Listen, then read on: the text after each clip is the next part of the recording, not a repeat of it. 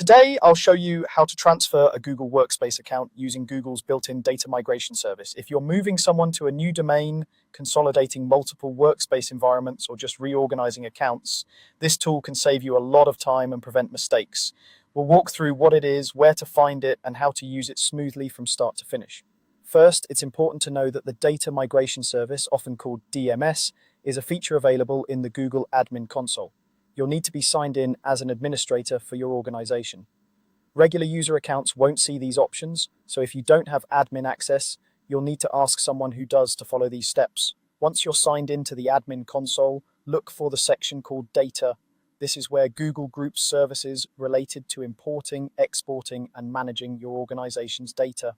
Inside the data section, you'll find an option labeled Data Migration. This is the central place where all migration tasks are created and monitored. When you open data migration, you'll see that the service is designed to help you move three main types of information: emails, calendars, and contacts.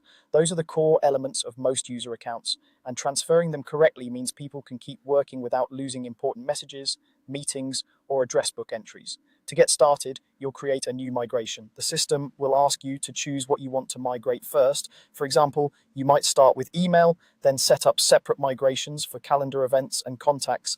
Keeping them separate makes it easier to monitor progress and troubleshoot if something doesn't look right.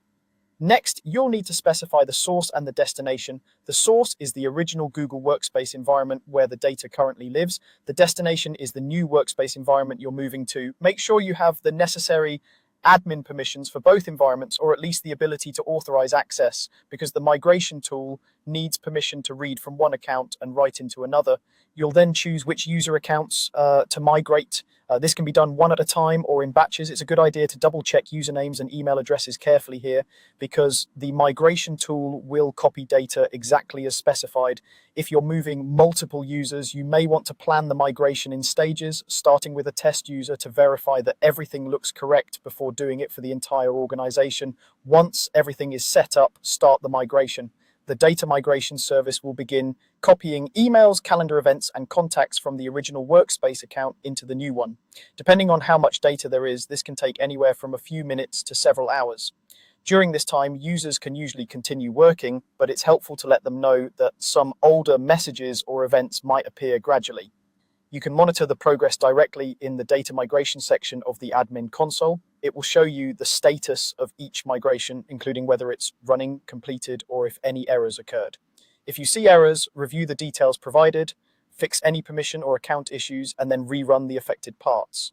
When the migration is complete, sign into the destination account to confirm that emails, calendars, and contacts are present and up to date. Once you're satisfied, you've successfully transferred the Google Workspace account using the data migration service.